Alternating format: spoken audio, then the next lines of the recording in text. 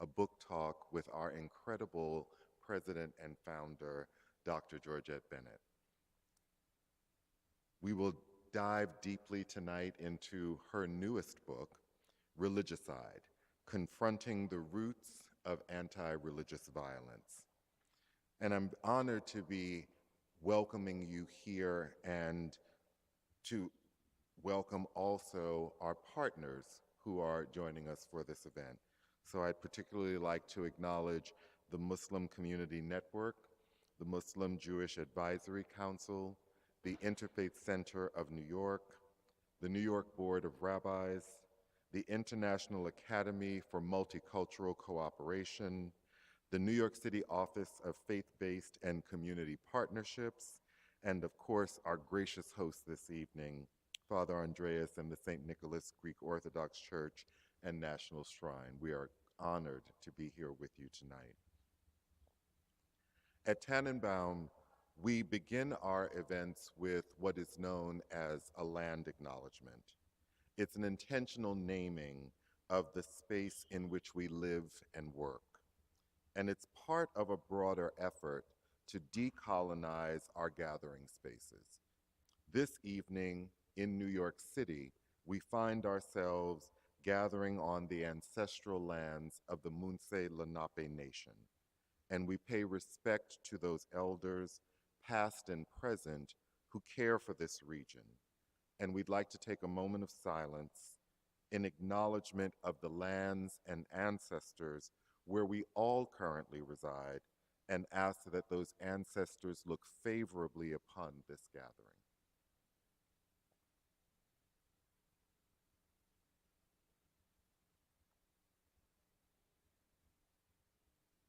Thank you. And now I'd like to turn this over to the Reverend Proto-Presbyter of the Ecumenical Throne, Father Nicholas Kazarian.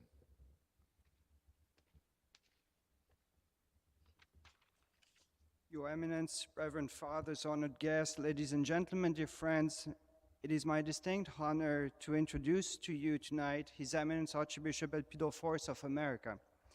Since 2019, His Eminence has been leading the Greek Orthodox Archdiocese of America, Eparchy of the Ecumenical Patriarchate.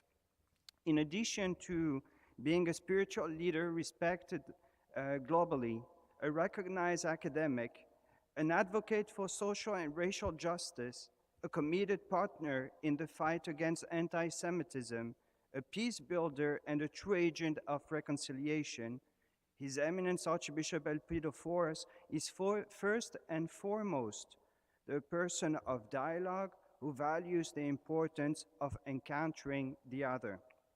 Tonight's event is proof of his concerns and commitment to enhance interfaith relations as a means to build peace on the firm foundation of shared respect and common understanding.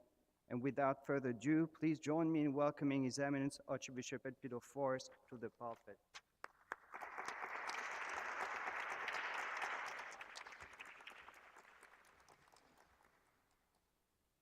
Thank you, Father Nicholas. Dear friend, Dr. Georgette Bennett, Reverend Father Mark Fowler, beloved sisters and brothers, it is a distinct privilege and pleasure to welcome you to the St. Nicholas National Shrine, a close friend and collaborator of our church, Dr.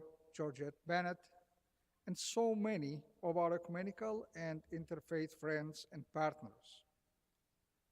I am also very grateful to Reverend Mark Fowler, the CEO of the Tannenbaum Center for Interreligious Understanding, for approaching us with this unique project.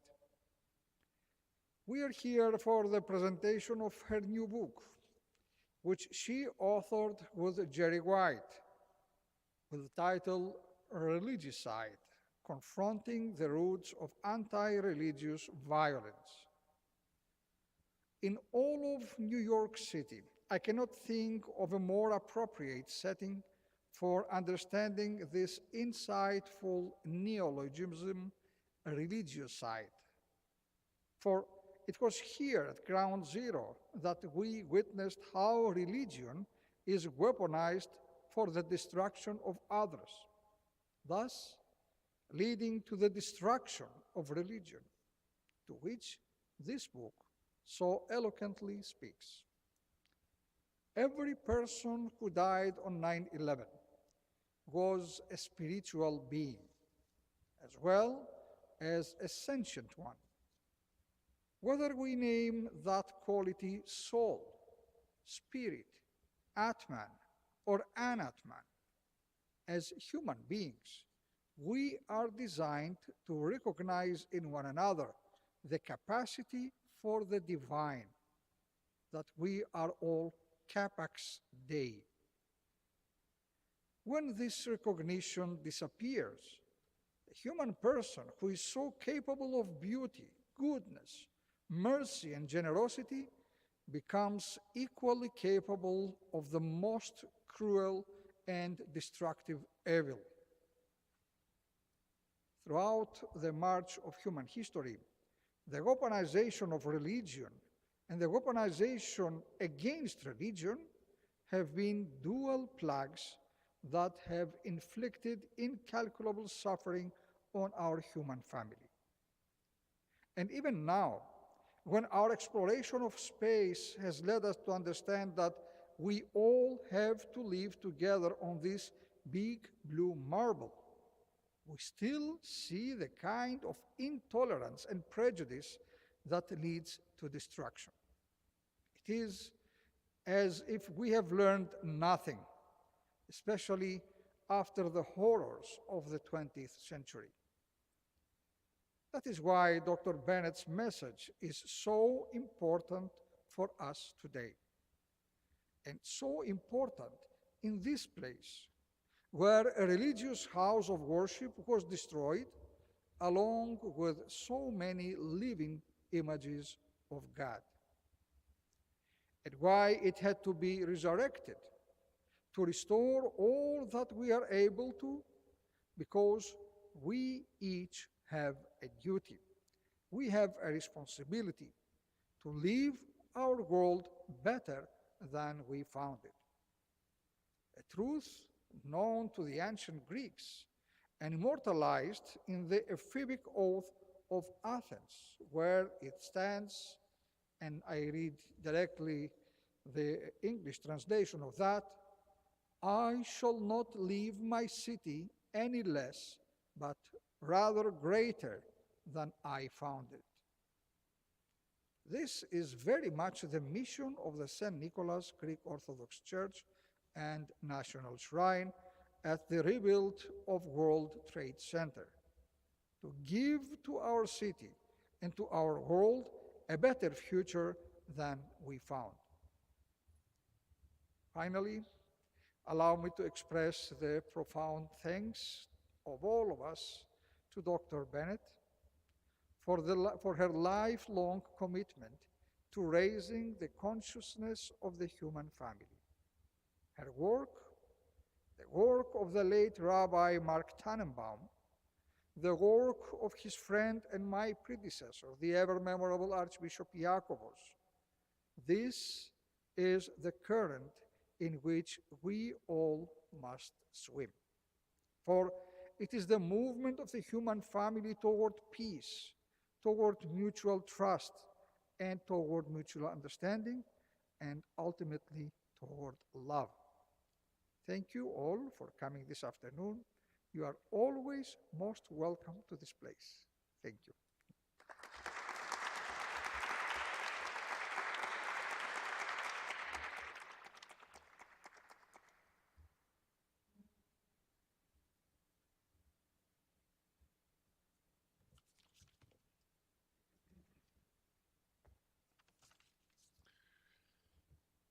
Good afternoon. On behalf of His Eminence, Archbishop Elpidophoros of America, and with the parish of St. Nicholas, I'm delighted to welcome you all this afternoon to our St. Nicholas Greek Orthodox Church and National Shrine.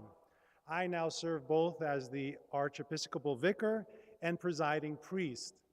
The dual role reflects the fact that the shrine and the parish occupy the same space but have different missions. As a parish, we serve the Greek Orthodox community of Lower Manhattan, a presence that has been here since the turn of the 20th century. As a shrine for the nation, the meaning of St. Nicholas extends far beyond the local Greek Orthodox community and expands from ground zero, all the implications around 9/11, and the very best of religious faith and respect of all people. The original St. Nicholas Greek Orthodox Church was built in 1916 and was located on 15 Cedar Street, a block away from the World Trade Center. The original church was just across from the docks where immigrants would disembark and come and light a candle at St. Nicholas to thank God for their safe passage across the Atlantic Ocean. The church was destroyed on September 11th, 2001, when the South Tower collapsed. Welcoming you all to our finished shrine is a very emotional moment for me, personally, and for the community of persons who have worked through the decades to make the dream of the rebuilt St. Nicholas a reality. We have felt a tremendous responsibility to connect the resurrected church community to the World Trade Center site and its immediate history. You can feel the weaving of narratives together, the martyred innocents of 9/11 and the martyred little church. This story of this building itself reflects the themes of religious violence, extremism, politics we will hear about in tonight's discussion, and which our collaborators at the Tenenbaum Center work diligently every day to overcome. Thank you all for your efforts, and thank you for coming. We welcome you, and we hope that you have an enjoyable afternoon.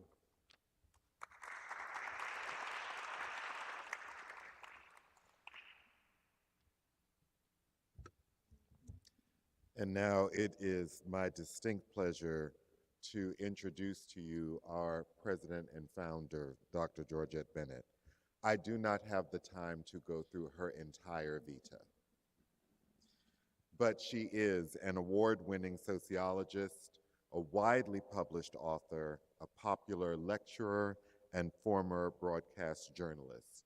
An innovative and entrepreneurial leader, she is an active philanthropist focusing on conflict resolution and intergroup relations. In 2013, Dr. Bennett founded the Multi-Faith Alliance for Syrian Refugees and has since worked to raise awareness and mobilize over $400 million of humanitarian aid on behalf of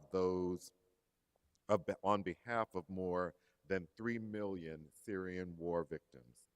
This evening, she will be discussing her new book, co-authored with Nobel Peace Prize co-recipient Jerry Wright, titled Religicide: Confronting the Roots of Anti-Religious Violence. Beyond calling attention to this escalating human crisis, this book provides an action plan to reverse religicide with an integrated top-down, bottom-up, and middle-out approach, relying on collaboration among diverse faith groups, international organizations, public officials, businesses, and community leaders. Please join me in welcoming Dr. Georgette Bennett.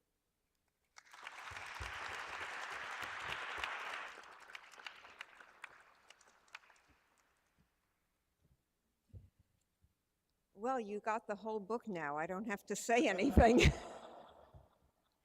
But I do have to say something. And that is, I want to thank you, Your Eminence, and esteemed clergy, for your very, very warm welcome here. It is so meaningful to be in this shrine, which is a testament to human resilience.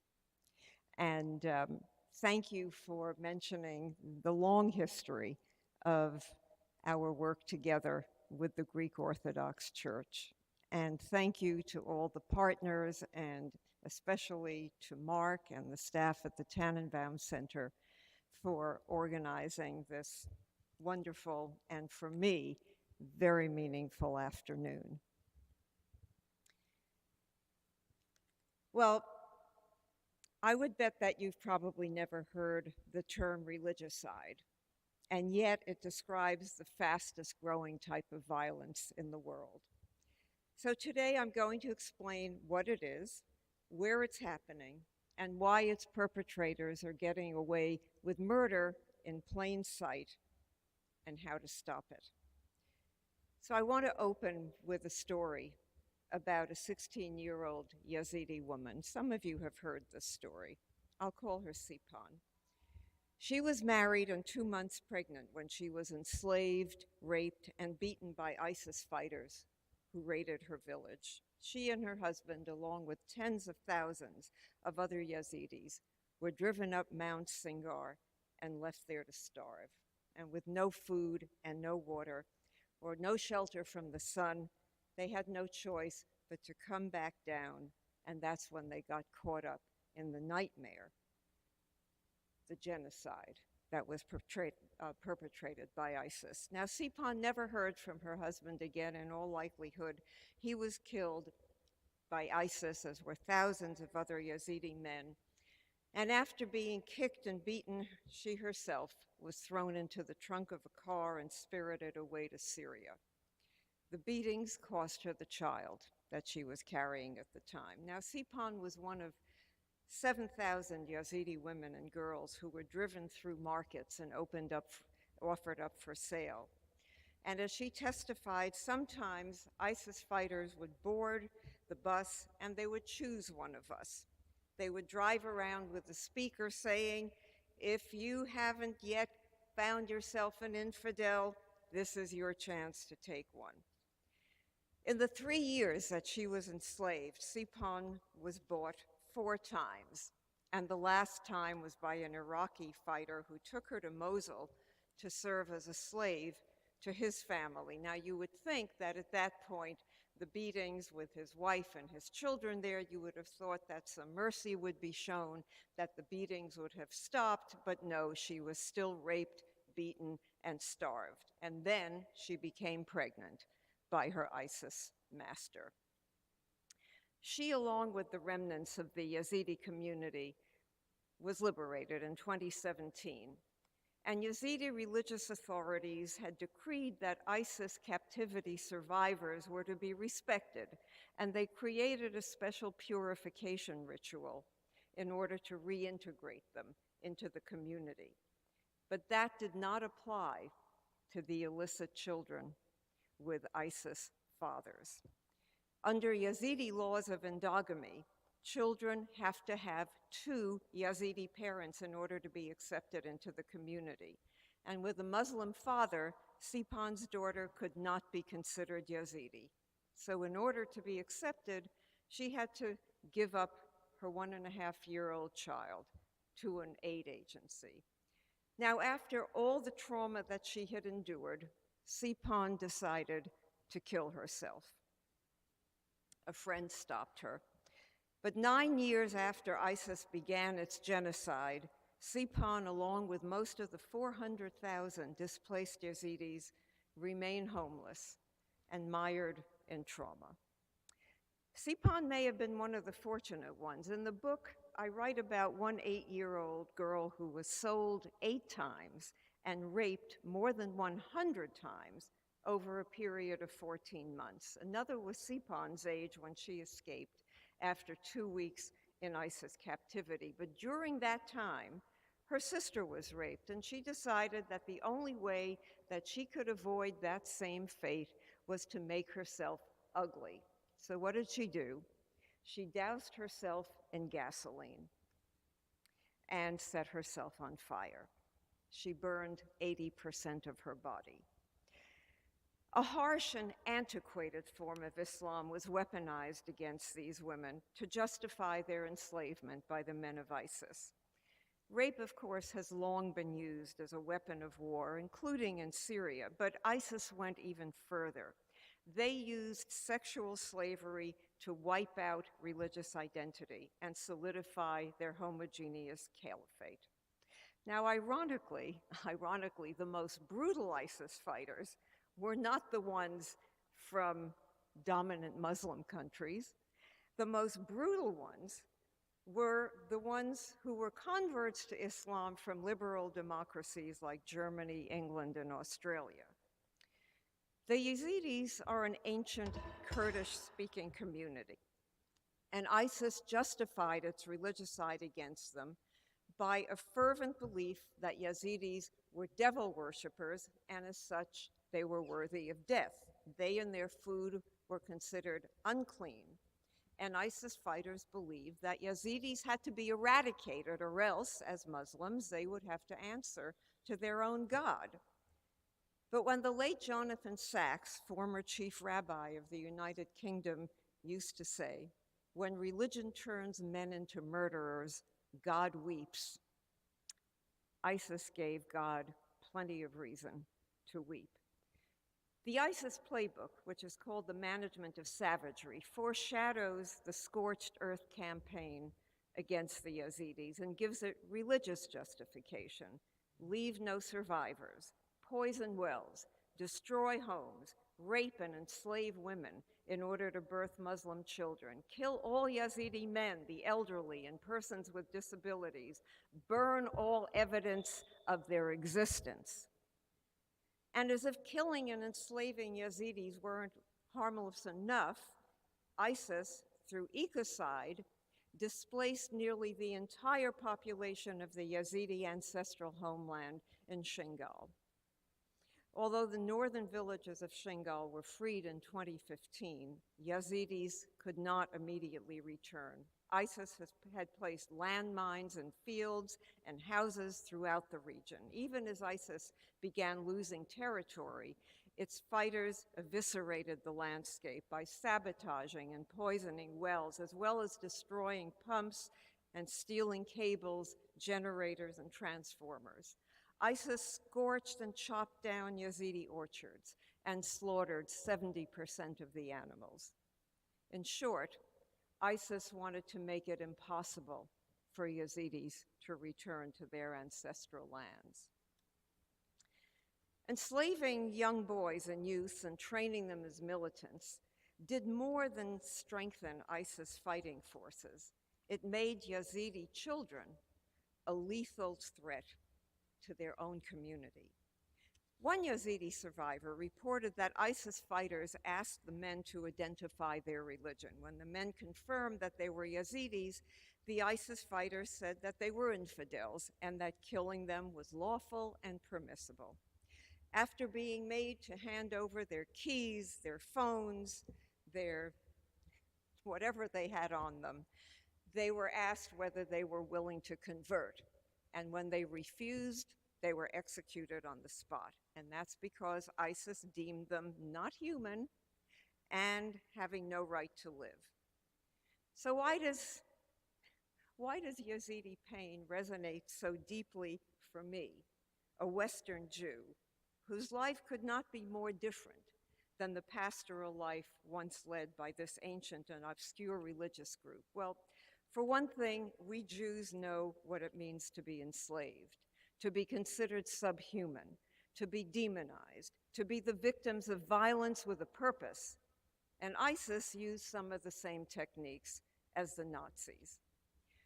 I felt this most keenly as I wandered among the desolate ruins of the Birkenau concentration camp, part of the Auschwitz complex in Poland. This is where my grandparents literally went up in smoke and where my father and other relatives were imprisoned. In fact, most of my family was killed in industrialized death factories like this or shot dead on the street. My parents were among the few who survived these horrors, and I was born in the immediate aftermath. We fled further persecution and came to the US in 1952 as stateless refugees. But even now, 71 years later, I remain riveted by religion and the violence that religion inspires. Was the Holocaust the first modern regicide? It was, after all, an attempt to wipe out an entire people. The Holocaust led to the codification in law of two forms of human rights violations: crimes against humanity and genocide. An earlier law, war crimes, dates back to the 1800s, and in the 1990s, Bosnia contributed ethnic cleansing to our vocabulary of horror. But here's the thing, none of these terms fully define religicide. Religicide is the highly targeted attempt to wipe out an entire religion, its adherents, its habitats and sacred spaces, its entire cultural heritage. It encompasses all four of the human rights violations that I've just mentioned, but it goes beyond them. Now, while the act of religicide against the Yazidis is largely behind us, there are other full-blown religicides happening as we meet today. Against Uyghur Muslims and Tibetan Buddhists in China, against the Rohingya in Myanmar, and arguably earlier regicides were perpetrated by European colonizers against peoples of the Americas, indigenous peoples of the Americas, and Australia. And I can't speak in a Greek Orthodox shrine without acknowledging the persecution of Eastern Orthodox Greeks in Anatolia carried out by the Ottoman Empire during and after World War I. The genocide included massacres, forced deportations, death marches, burnings of Greek villages, forced conversions to Islam, and the destruction of Eastern Orthodox cultural, historical, and religious monuments. Looking back, sounds a lot like religicide to me, and like so many others, rape figured prominently in its implementation. In China, the Communist Party is taking control of Uyghur women's bodies in myriad ways that range from forced birth control in the form of implants, involuntary sterilizations, and pills to a form of state-sponsored rape in which many are forced to give up their faith and marry Han Chinese men. Of course, they're not permitted to pass on their Muslim faith through the Han babies produced in these marriages. One Uyghur woman detained in a Chinese prison testified that she was force-fed pills every day and so was subjected to weekly injections to stop menstruation. Others testified to being repeatedly raped in prison and subject to genital torture and electric prods. Outside of prison, Uyghur women's reproduction is overseen by family planning workers in the villages, and there are very harsh punishments for unauthorized pregnancies. Both the workers and the pregnant women's husbands can be sent to concentration camp for years. And unless removed by a state-approved medical practitioner, gynecologists who take out intrauterine devices, even for medical reasons, are subject to fines and imprisonment.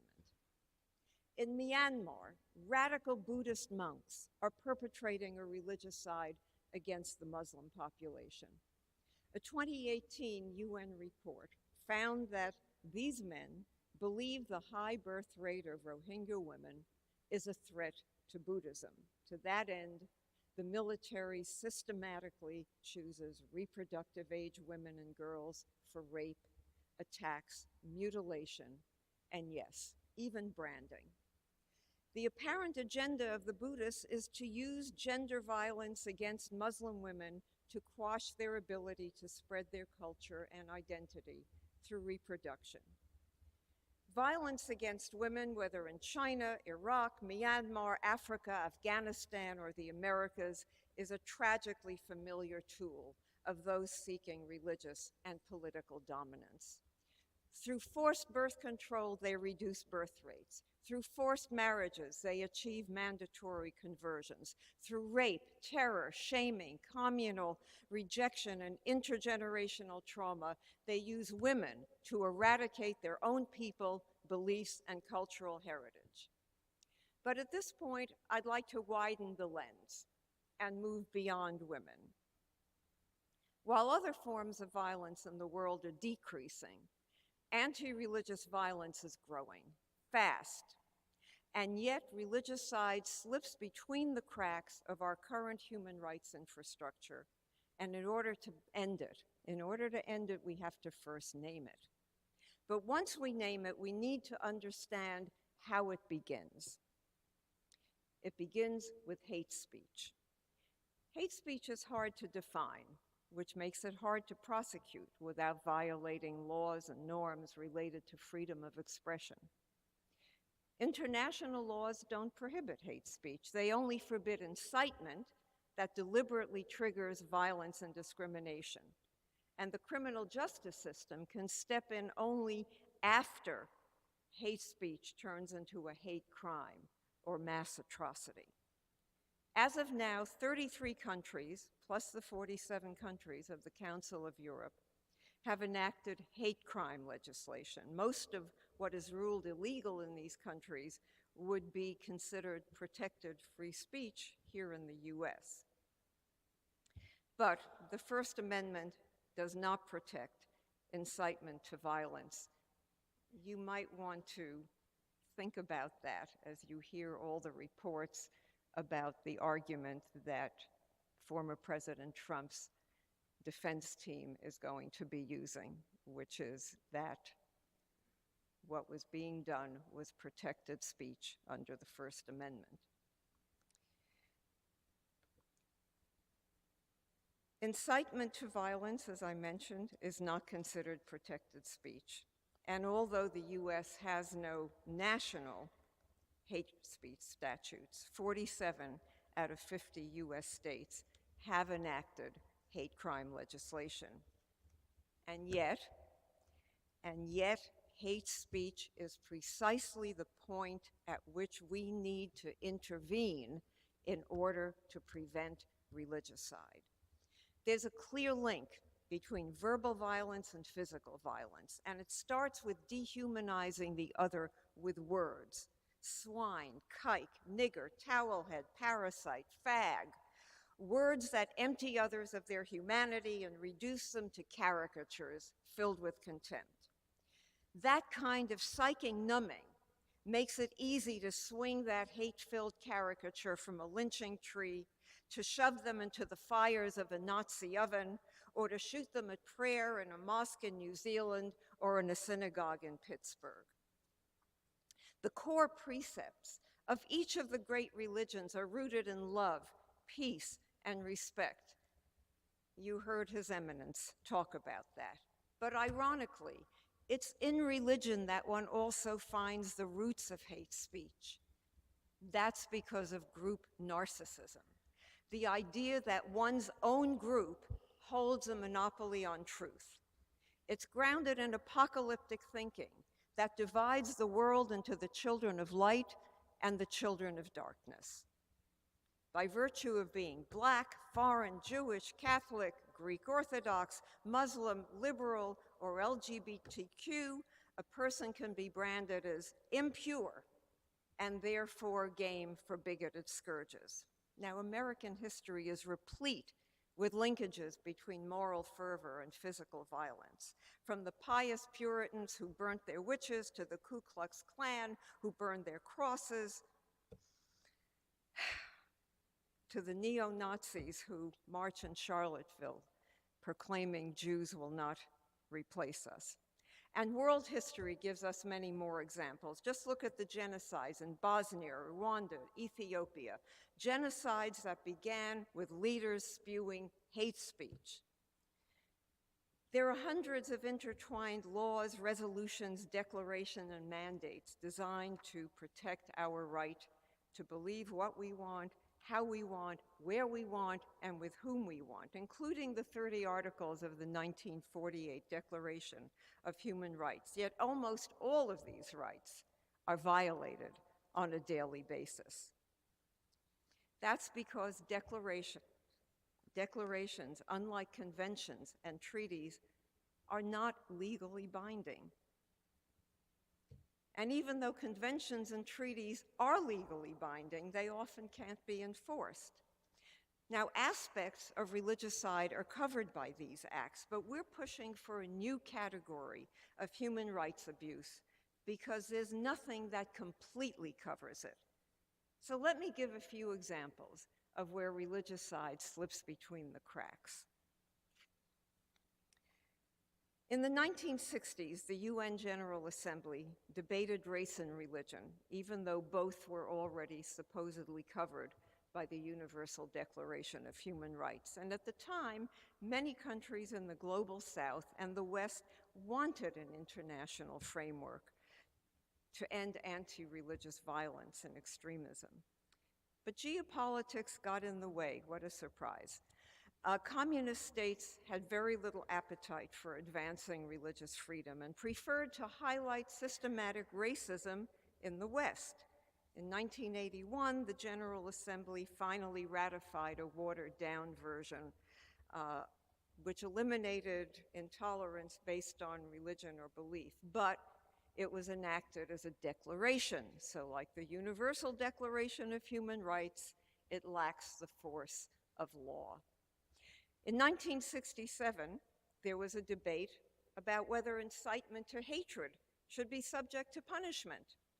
And in the end, it was left to governments to prevent and end discrimination. But by making it a local decision, it was naively assumed that countries would police themselves. Well, international human rights law and the UN statutes are directed at states, but what about non-state actors like ISIS?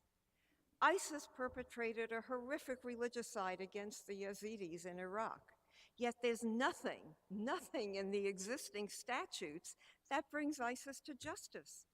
In cases like that, we're dependent on states to act, some of which are failed, some of which are autocratic, and some of which lack legitimacy.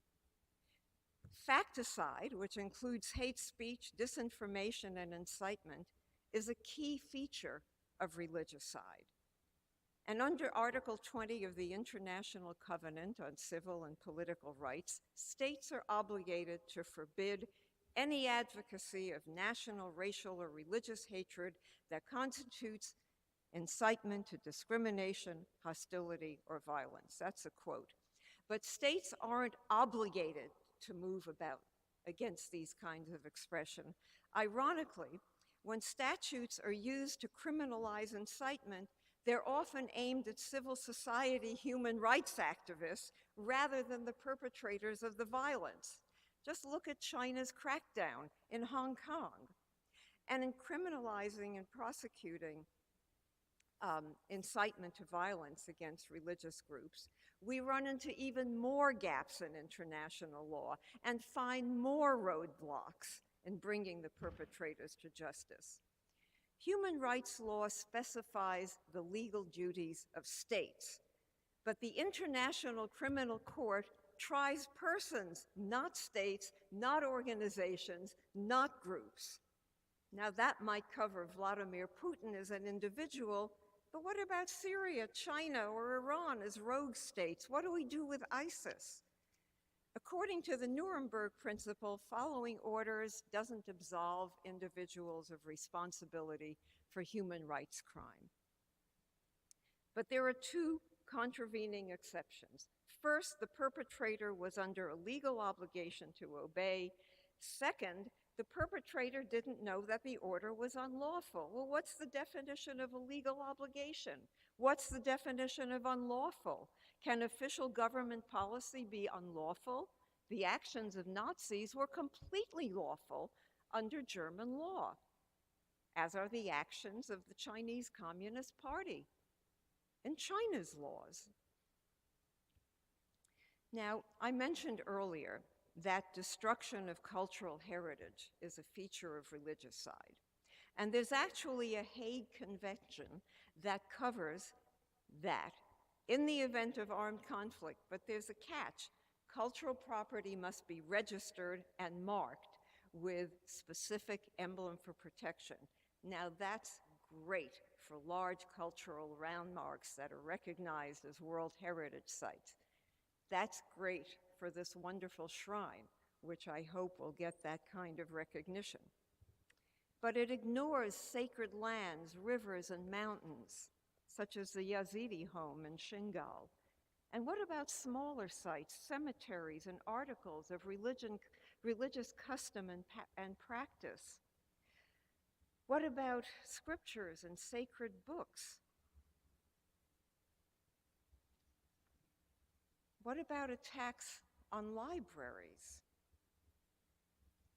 In one book by Richard Ovenden, he says the attacks on libraries and archives were a cultural assault in its broadest sense. It was not merely the religion of the Jews that the Nazi machine sought to eradicate, but all aspects of Jewish existence, from living beings to the gravestones of their ancestors. And as I said before, this convention applies in the event of armed conflict. But most regicides are not armed conflicts. It's one religion that is attacking another, or it is a state that is attacking a religion, or it is both a state and a religion that's attacking a religion, such as in Myanmar. So we're still left with this issue of how do you prosecute a non-state actor. But perhaps the biggest obstacle to ending religicide is the UN Security Council itself. Each permanent member on the Security Council has the right to veto any action that's brought before the Council. And all actions have to be unanimously approved. But when two of the greatest human rights violators in the world are permanent members of the Security Council, China and Russia, what do? The Security Council is crippled, and it has been crippled. And that's one of the reasons that these crimes just go on and nothing is done to intervene. Now, given all of these gaps and obstacles in international bodies and laws, we need to turn to civil society, business, grassroots organizations, and religious leaders like you, Your Eminence, and your predecessors, and so many of the religious leaders with which the Tannenbaum Center works and our partner organizations. In Myanmar, for example, as I mentioned before, the religicide being perpetrated against the Rohingya is being led by radical Buddhist monks. Well, when Buddhist monks are perpetrating a religicide, we need for Buddhist monks all over the world, along with other religious leaders, to stand up and to say, this is not what Buddhism is about. This is not what religion is about. Faith leaders also have an important obligation to interpret the toxic texts that are often used to justify religicide. All of the great religions have within them texts that have the potential to incite violence. But generally, those texts have emerged in a particular historical context, which needs to be understood in order to grasp what those texts are really about, because it is so easy to misunderstand them and to use them to justify violence.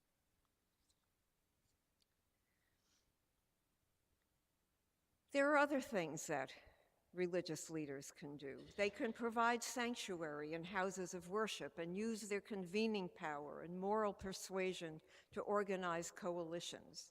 When religious leaders enter into a global covenant to oppose religicide, they bring their moral authority to bear, their collective moral authority. And although Britain and Western Europe have become more and more secular, the fact is that 84% of the world's population still identifies with religion. And given that high birth rates are on their side, we can't rule out the importance of religious leaders. 20th century interstate diplomatic tools are failing to stop intrastate atrocities in the 21st century. And that's because the current international system is centered on protecting nation-state sovereignty at the expense of human rights. And humanitarian and human rights law favors the protection of individual rights over collective or group rights. So we need a renewed focus on our shared human responsibility.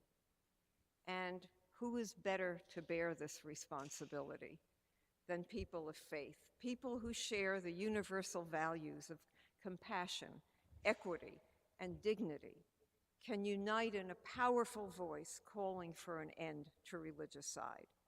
And their ties to each other are less a treaty and more of a covenant. And covenants are ties that bind. I would love to give you some examples of religious leaders and what they have done in order to end conflicts, because the Tannenbaum Center has a program, it's one of our signature programs, called Peacemakers in Action, which has a network of religiously motivated peacemakers who operate at the grassroots in conflict zones throughout the world. And I had a whole long story about one of them to give you an example. But I think if I go into those stories, I will be making too much of a claim on your attention. So let me start to wind down this sometimes harangue that I have been giving you. But I'm passionate about this stuff. You may have noticed.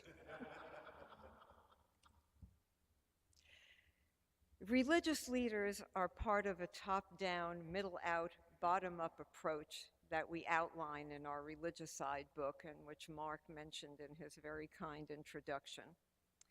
And you'd get very tired of hearing me speak if I went through all the ways in which we can mobilize against religicide. In fact, you may already be tired of hearing me speak, so I'll just throw out a few nuggets. The full program is in our book, which is back there. 1, governments can admit more religicide refugees and provide much more aid to restore survivors in their communities. Global business leaders can alter their supply chains so as not to support perpetrators of religicide. For example, Apple no longer buying supplies that are made by Uyghur slaves. Where religicide pits the state against a religion, diplomats have to use economic and political pressure to deter inhumane behavior. Set up early warning systems. This is absolutely critical. Early warning systems to detect weaponized language as a prelude to violence. And there's been a lot of research done on how one can use language as a predictor of violence. Take a public health approach. Like the spread of a disease, violence can be stopped with early intervention and a public health approach to interrupt and reduce violence. Above all, advocates and survivors of religicide must have their voices heard. Rehumanizing the dehumanized victims of religicide is a big step in preventing further atrocities. That means hearing the voices of the survivors and calling nations to account. At the grassroots level, it also means eschewing name, blame, shame attacks, and instead engaging with the perpetrators. Hating your enemy may feel good, and it may feel righteous, but it's not going to solve the problem. You have to do counter-messaging that's based on sound social psychological principles, some of which are intuited by religious leaders as an important part of putting an end to religicide. And there's also been a lot of research on that, on what kind of counter-messaging works. Finally, it's important to look at all regicides as a group Rather than allowing perpetrators to divide and conquer, religicide must be dealt with as a global issue with a global response. Now, perhaps this latter part of my talk has been a bit technical, so I'd like to end this talk where I began, with a heartfelt cry from a Yazidi woman. She is Nobel Prize winner Nadia Murad. We must do more than merely endure. We must work toward a future in which the entire world, not just Yazidis, says never again. Thank you.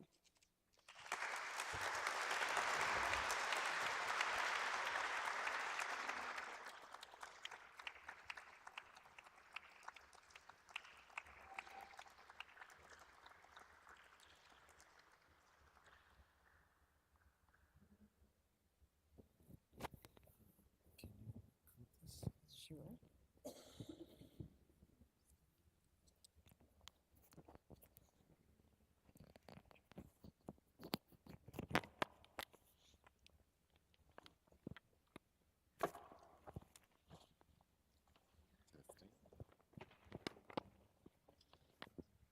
Testing 1, 2.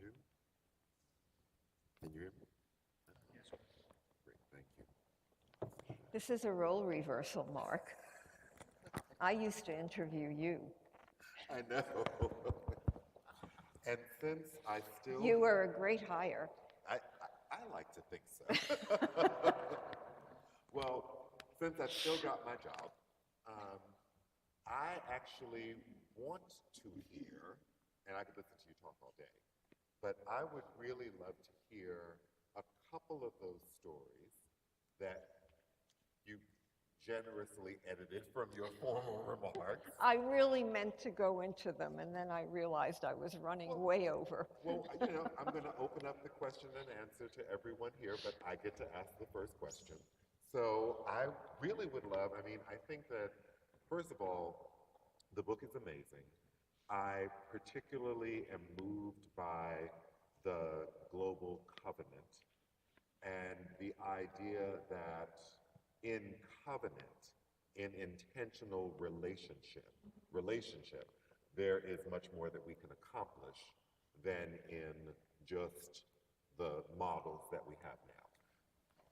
Given that, which of our peacemakers would you say, or could you talk about one of our peacemakers that you think is an example of the potential of a global covenant? Well, I think I'd like to focus on a couple of our earliest peacemakers, because those examples are so powerful. Now, granted, none of them were intervening in a religious side, but they were intervening in conflicts in which religion was an element. So let me start with Father Alex Reid and Reverend Roy McGee. They were involved in the Troubles in Northern Ireland. And you don't hear very much about them. What you hear about is George Mitchell and Jerry Adams and so on. But the Good Friday Agreement, which put an end to the Troubles, mostly an end to the Troubles, really could not have happened if it were not for Father Alex Reid, who was known as the IRA priest, and Reverend Roy McGee, who was clergy for the Loyalist paramilitaries. Now, what each of them did, and what they were able to do as religious leaders, because they had street credentials, was they were able to negotiate a ceasefire. Father Reid with the IRA and Reverend Roy McGee with the paramilitaries. And they were able to negotiate those ceasefires because they had been down there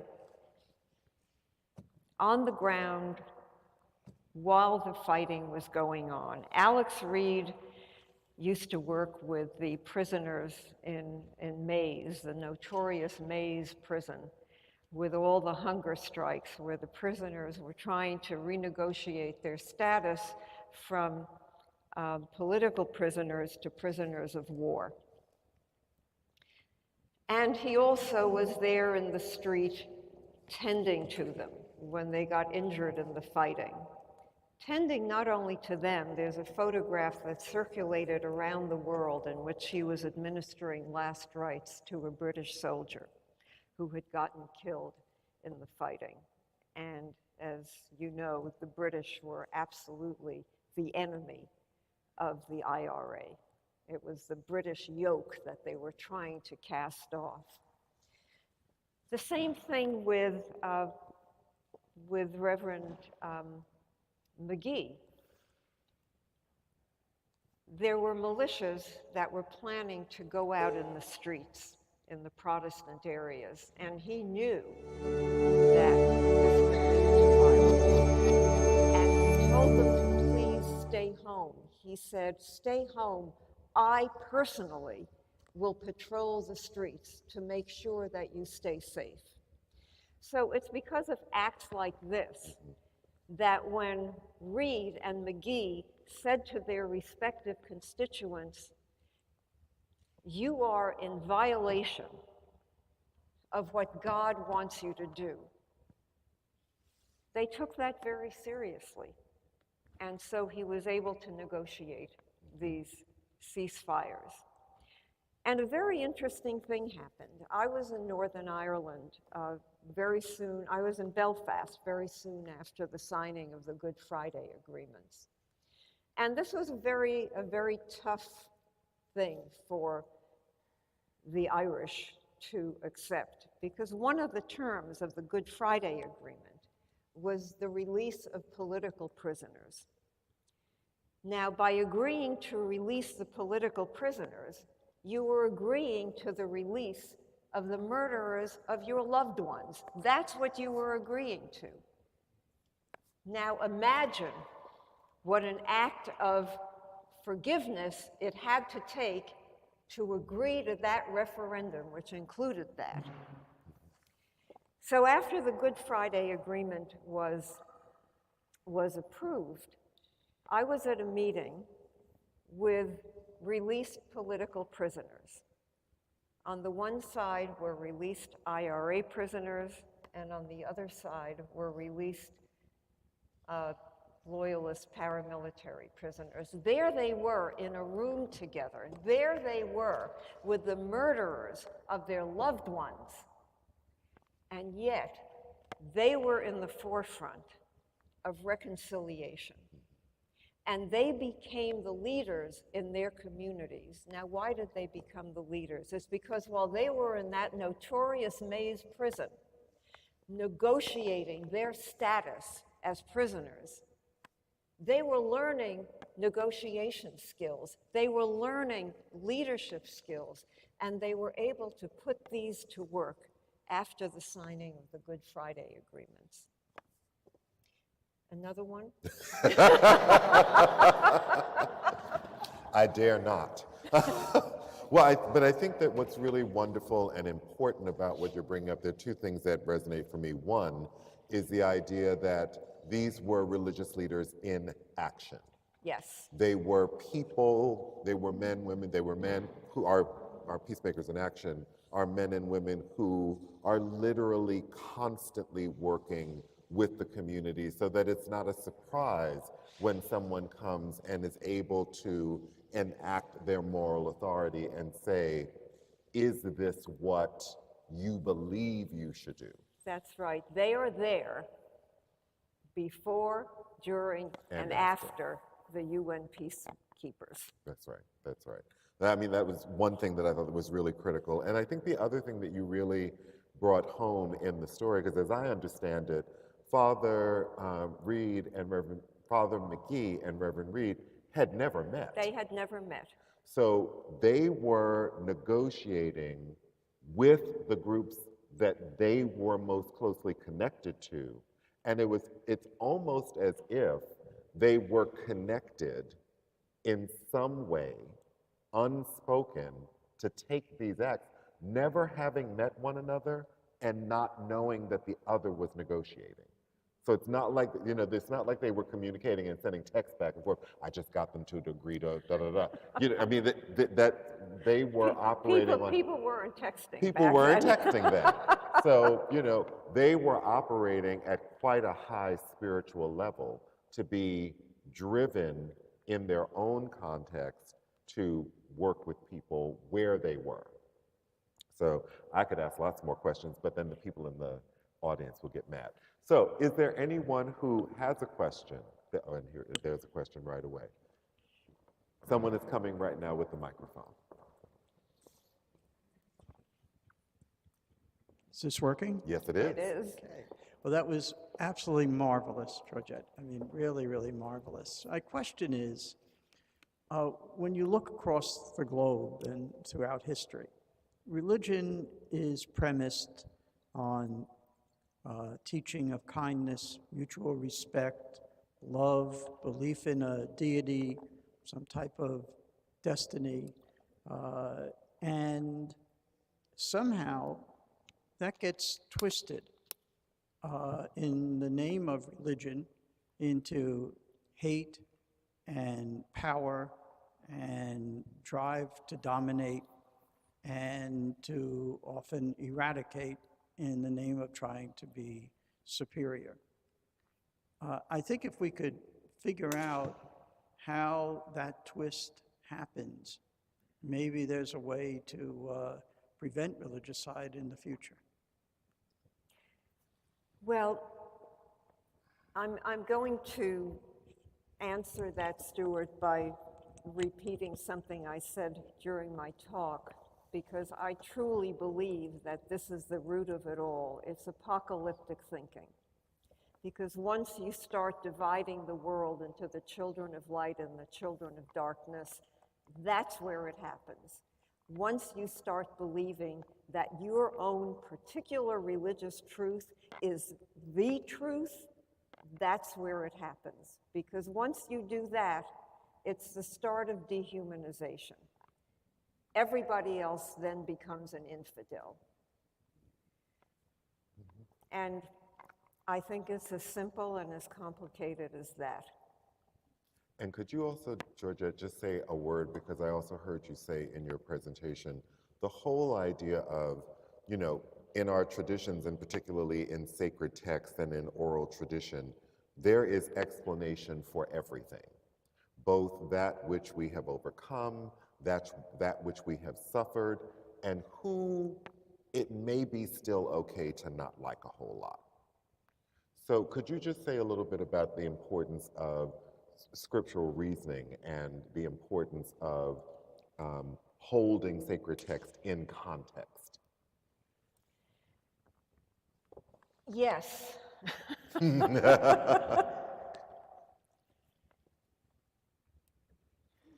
Let's take the story of Joshua, after which I named my son. The story of Joshua in the Jewish scriptures is very easy to interpret as a genocide, because when Joshua is permitted or commanded to lead the Israelites into the promised land, Moses never gets to go there. For those of you who don't know, Moses has to hang out on Mount Nebo, and that's where he dies. And you may think that's kind of unfair, because after all, he led these people through the desert for 40 years, so why doesn't he finally get to go to the promised land? I don't have the answer. So Joshua goes in his stead, and Joshua is told, if you read that text literally without understanding what it really means, he is told to kill every man, woman, and child, I think even the animals, if I remember correctly, when he enters the promised land. That's not what he's being told to do. What it's really about is the importance of remaining separate so as not to be influenced by what were considered the naughty habits of the people who lived there. It's not literally about killing them. It's about maintaining a kind of purity. But if you just read it without doing that scriptural reasoning dive into it, hey, he's being told to kill everybody. No. We see that in Islam as well, Dar al-Harb and Dar Islam. You know, that you have the world of Islam and everything else is the world of war, and because it's the world of war, then you're justified in killing and doing whatever, anywhere that is not Dar Islam. But that's not what the meaning of it is. That emerged in a specific historical context out of a specific battle that took place, and you need to understand what it meant. So we can find this in all of I mean, look at Matthew. A curse on, I'm having a senior Ham. moment. Curse on Ham. No, it's not a curse on Ham. It's a curse on the Jews. If it were only Ham, then we wouldn't all be dead over all these centuries.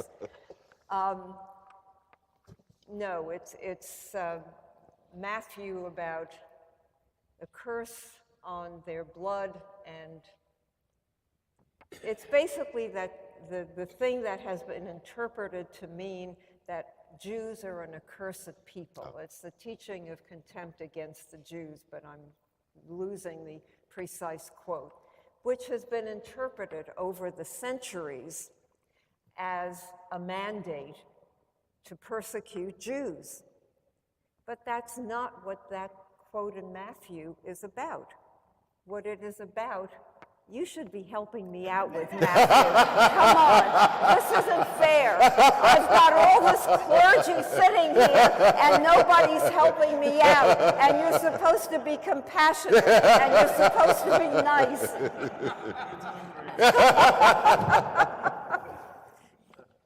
All right, so what it's really about is not the cursed blood of the Jews, it's about the cleansing blood of Christ, which is a completely different message from go kill all the Jews forever. That'll do it. Do we have another question? Is it something I said? Here we go. We have one up front. Thank you. Thank you for coming here. Thank you for your amazing presentation. I wonder, as someone who has studied the progression from weaponized speech to violence, to bring it home, where do you see this country in that path?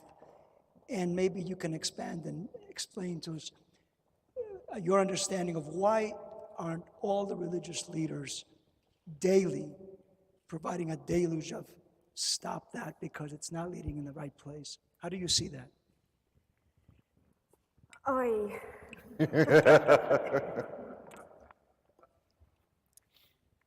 I think we are there.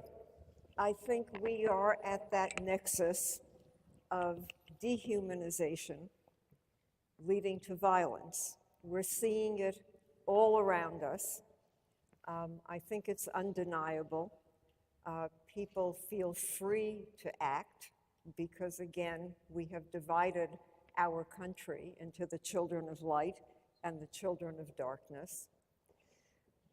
Why are not all religious leaders standing up and saying this is wrong?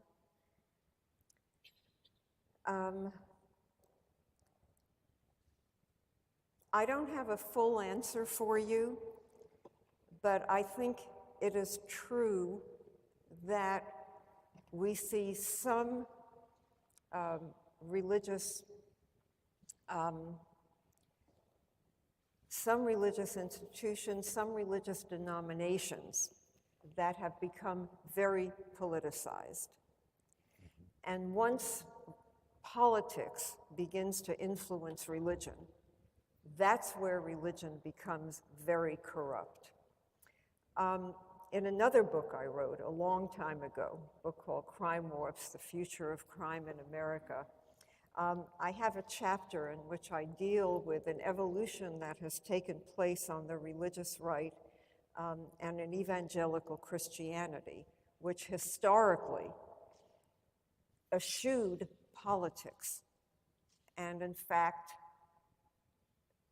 followers of evangelical Christianity were expected to keep their religion very far out of the political sphere, because what they were tasked to do was to focus on their own soul.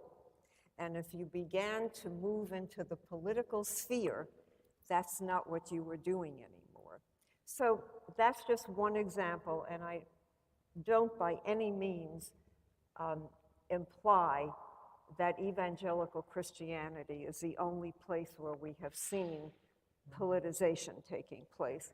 I'm simply giving that one example of a transformation that has taken place in a part of Christianity that specifically eschewed religion and too much engagement with that world.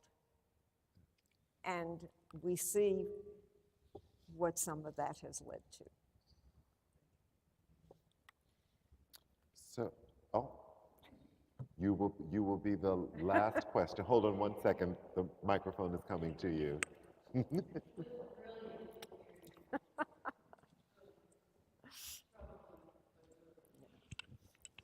My very dear friend, Judy Collins. I was thinking we should break into Amazing Grace, but not right now. Well, you've got the mic, Judy. Oh, You that might as would be a perfect way to end I'd be this. happy Judy, to do that. Amazing I'd Grace. be overjoyed. But I know, I mean, I feel that I've been subsumed by the questions and the disaster and the pain and the promise that we've heard from you tonight. It's extraordinary. It was an extraordinary expose, in a way. And I'm settled in on one particular issue which I want to talk to you about, because I would like to have, for instance, a list of the United Nations vetoes throughout these past years and how much damage they have done. It seems to me that this organization that we've put so much faith in, the United Nations, I mean, my God, we wanted this to be the answer, to bring all of the countries in the world together, to have a platform, to have a place to go with their issues, and that this veto exists in this powerful place of hope, and where we have put so many of our resources, and we know what good the UN does. We know that it solves things. We know that it feeds people. We know that it takes care of but if the veto remains, then all it would seem is lost on these issues that you're talking about and these places. Is it possible to change the power of the veto to do the damage that it does? Well, of course, changing it would require the permanent members to give up their power.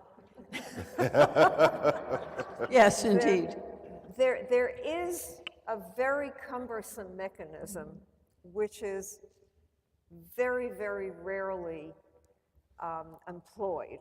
There is a way that if the Security Council repeatedly does not act on something, on a problem that's put before it, there is a way to kick it over to the General Assembly.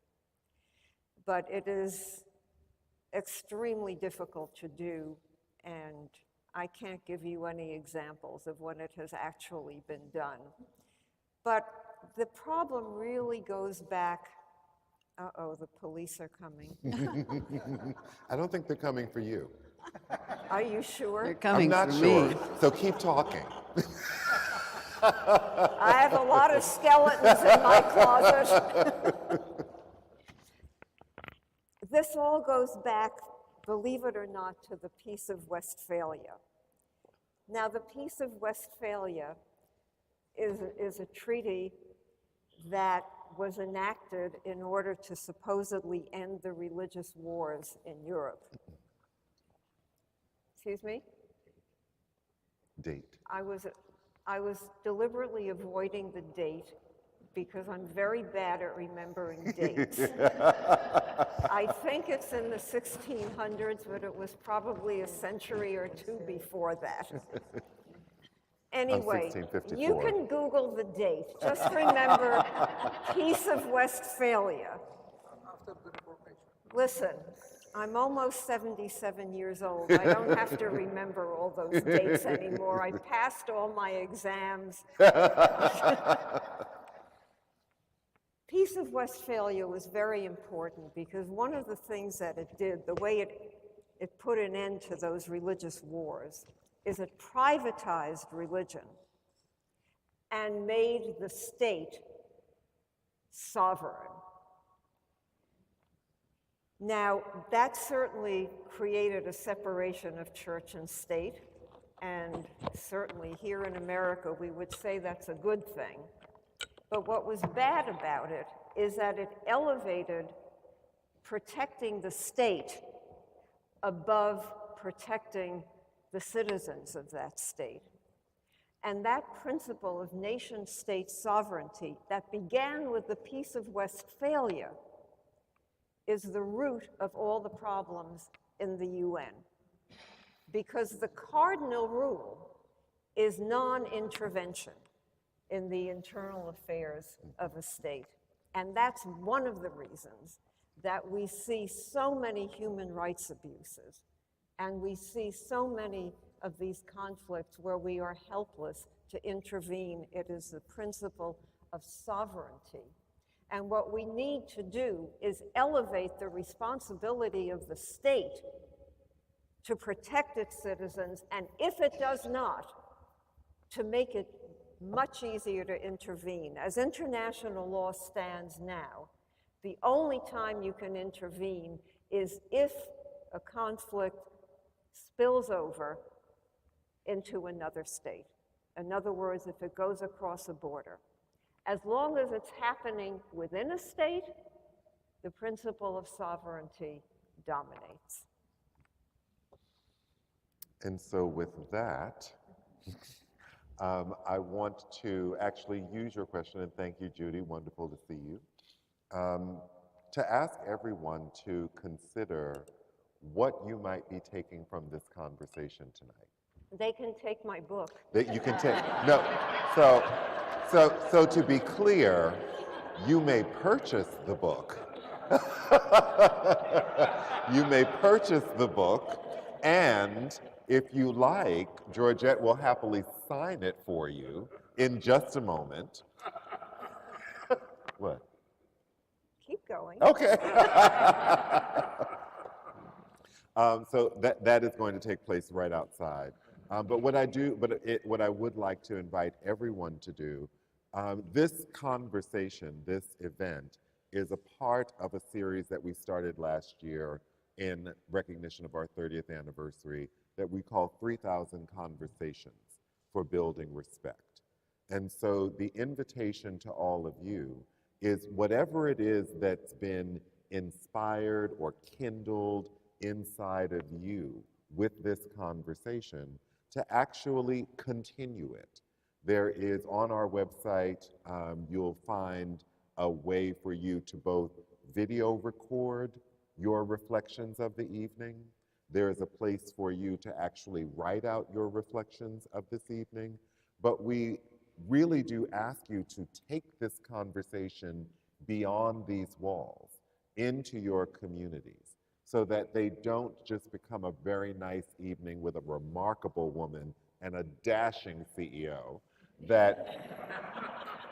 and that we're able to operationalize what we're feeling tonight.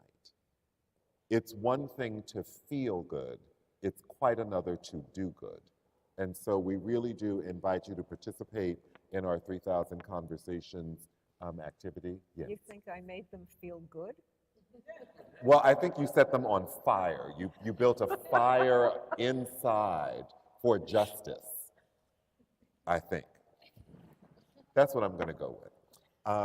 So please do participate in that. Yes, books are available for purchase and signature immediately after this event. And thank you again to all of our partners. Archbishop, thank you so much for attending. Father Andreas, Father Nicholas, thank you so much for your support. And to all of you for coming, to all of our partners, thank you. And please help me thank our president and founder, Dr. Georgette Bennett.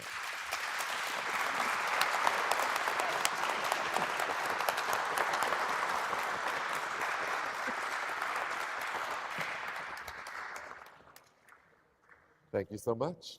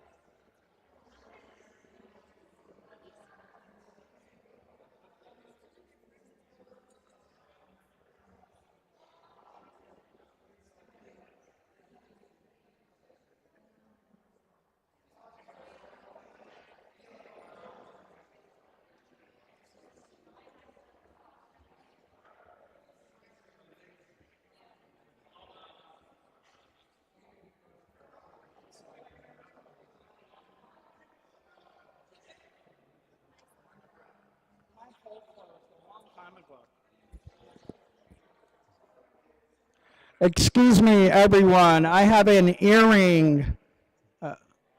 Anyone missing an earring?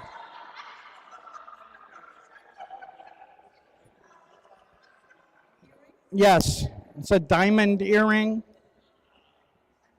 You're good? Okay.